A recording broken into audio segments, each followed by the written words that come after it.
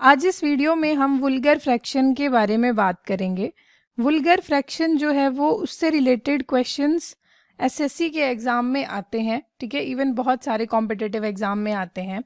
आपको क्वेश्चन में क्या दिया होता है, आपको इस तरीके से जो है वो डेसिमल में यानी दशमलव में जो है वो कोई भी आपको वैल्यू दी होती है, ठीक है। और आपको कहा जाता है कि इसे वुल्गर फ्रैक्शन में बदल दो, या तो नीचे कुछ ऐसे जो है वो एमसीक्यूज दिए जाते हैं, ठीक है। मतलब ऑप्शंस ऐसे दिए जाते हैं जहां पर आपको नीचे वुल्गर फ्रैक्शन ही होती है, वो आपको टिक करना होता है कि कौन सी राइट है, ठीक है। तो अगर आपको करना क्या होता है, सिंपल से कुछ स्टेप्स हैं। सपोज अगर आपको सिंपल जो है वो डेसिमल वाला नंबर आए, ठीक है, जैसे 0.75, ये एक सिंपल दशमलव वाला नंबर है। अब यहाँ पर क्या करना है, अगर आप इसे वुल्गर फ्रैक्शन में बदलेंगे तो सिंपल सा आपको इसे ओपन करके लिखना है फ्रैक्शन की फॉर्म में, ठीक है। लिखते कैसे हैं, जितने ये पीछे जैसे 75 है, जो आपके पास डेसिमल के बाद नॉर्मल नंबर्स होंगे आप उनको लिखेंगे, 1 लगाएंगे। डेसिमल के बाद जितने भी नंबर हैं उतने ज़ीरो लगते हैं, ठीक है। बाकी आपको आगे से कट करना होता है, आपको तब तक इसे कट करना होता है जब तक ये कट होना मतलब स्टॉप ना हो जाए। जैसे सपोज अगर आप इसे कट करेंगे, ठीक है, तो अगर मैं इसे 25 के टेबल से भी कट करूं तो यहाँ पर 3 आ जाएगा, यहाँ पर 4 आ जाएगा, ठीक है, 3/4। तो इससे आगे इसे कट करना पॉसिबल नहीं है, ठीक है। तो यहाँ पर आप स्टॉप हो जाएंगे और ये इसका वुल्गर फ्रैक्शन होगा। ये तो था कि एक सिंपल डेसिमल जब आपको पूछा जाता है, ठीक है। जैसे सपोज एक और ऐसा एग्जांपल ले लेते हैं, जैसे यहाँ पर आपको एक सिंपल जो है वो डेसिमल वाला नंबर दिया है, तो आप क्या लिखेंगे 3004, ठीक है। और नीचे यहाँ पर आप जो है वो कितने ज़ीरोज़ लगाएंगे और आगे 1 के साथ जितने डेसिमल के बाद डिजिट्स हैं, ठीक है। तो कितने हैं 1 2 3, क्लियर है। अब आपको इसे कट करना है। आप जब तक इसे तब तक कट करेंगे जब तक वहां तक नंबर ना आ जाए जो आगे सॉल्व ही ना हो, ठीक है। आगे आप इसे कट ना कर पाए तो आप इसे कट कर सकते हैं। जैसे 2 के टेबल से स्टार्ट करिए, तो 2 1 जा क्या हो गया 2, ठीक है। आगे क्या बन गया, ये 1 जो है वो रिमाइंडर बच गया, ठीक है। तो ये क्या हो गया, यहाँ पर 5 आ जाएगा, 0 यहाँ पर 2 आ जाएगा और यहाँ क्या आ जाएगा 500 आ जाएगा, ठीक है। अब फर्दर आप इसे 2 के टेबल से कट कर सकते हैं। क्या आ जाएगा 2 2 जा यहाँ पर आ जाएगा, सॉरी 2 7 जा क्या आ जाएगा, यहाँ पर 14 आ जाएगा, ठीक है। यहाँ पर आ जाएगा 7 और आगे 5 आ जाएगा, आगे 1 आ जाएगा और नेक्स्ट नीचे क्या आ जाएगा 250, ठीक है। तो यहाँ तक आप इसे इजीली कट कर सकते हैं और ये इसका वुल्गर फ्रैक्शन होगा, क्लियर है। अब ये था कि आपके पास सिंपल डेसिमल वाले नंबर आए। सपोज आपके पास अगर जो है वो रिकरिंग डेसिमल्स हों, ठीक है, तो अब उसके भी कुछ एग्जाम्पल को सॉल्व कर लेते हैं। यहाँ पर ये एक एग्जाम्पल मैंने लिया है, ठीक है। ये रिकरिंग डेसिमल है। रिकरिंग डेसिमल आपको कैसे पता चलता है, सपोज इस तरीके से डेसिमल है, ठीक है, जो नंबर है वो बार बार रिपीट हो रहे हैं और स्टॉप नहीं हो रहे हैं। तो उसे रिप्रेजेंट करने के लिए ऑब्वियसली नोटबुक पे आप क्या करते हैं, इस तरीके से जो नंबर रिपीट हो रहे हैं आप उसके ऊपर बार लगा देते हैं, ठीक है। ये हो गया रिकरिंग डेसिमल। सपोज इस तरीके से है 0.37 और ऊपर जो है वो बार है, ठीक है।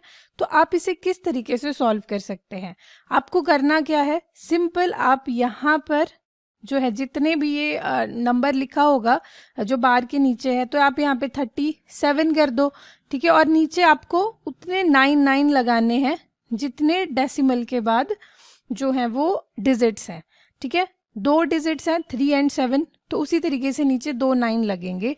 ये इसका वुल्गर फ्रैक्शन होगा, क्लियर है।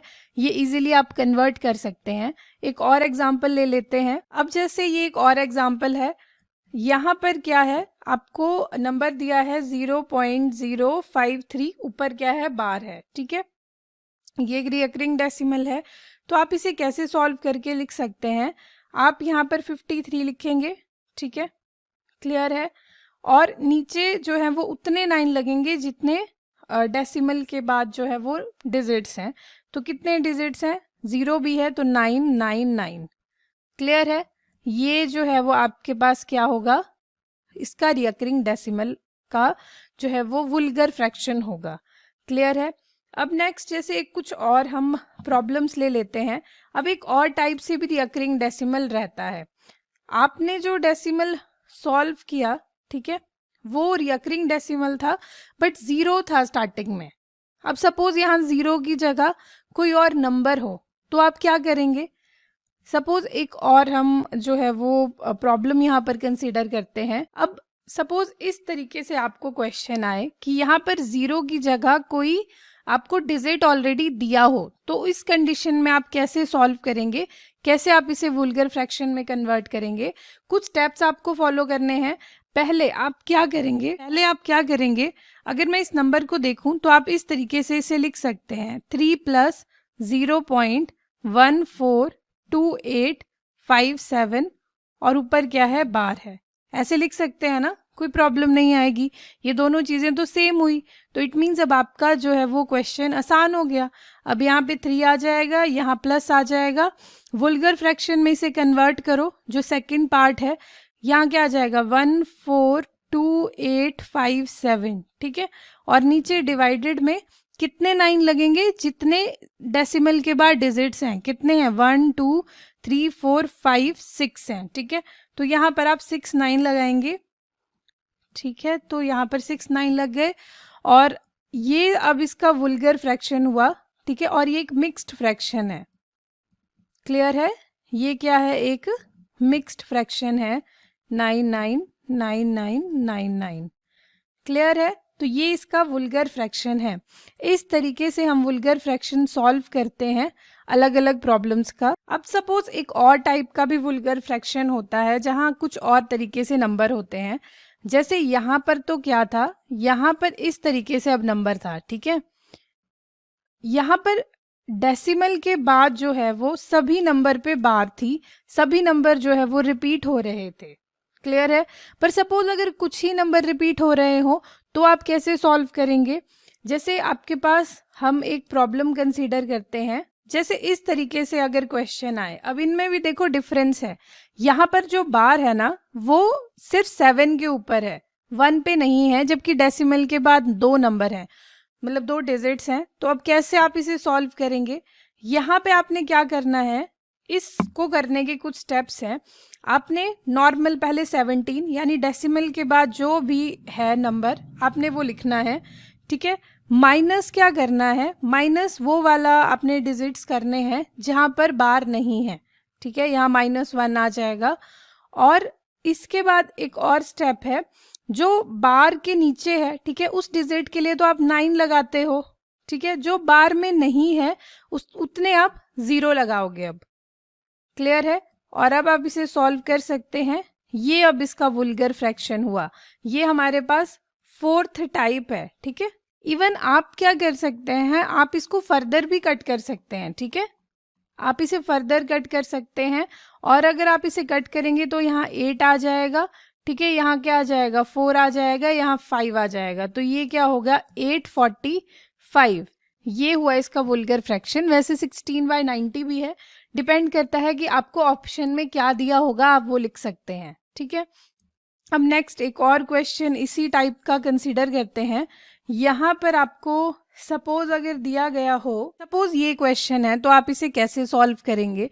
अब आप क्या करेंगे, जैसे वहाँ 17 लिखा था तो यहाँ भी डेसिमल के बाद जितने भी नंबर हैं वो ऐसे आपने लिखने हैं, ठीक है, डिजिट्स को।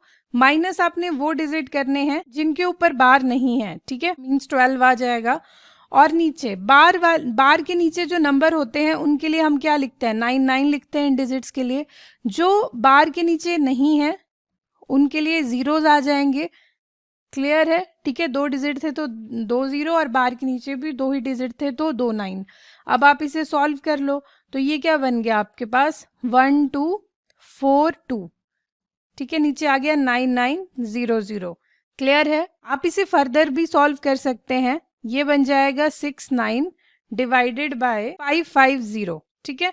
ये हुआ इसका वुल्गर फ्रैक्शन। तो आई होप आपको ये टॉपिक क्लियर होगा।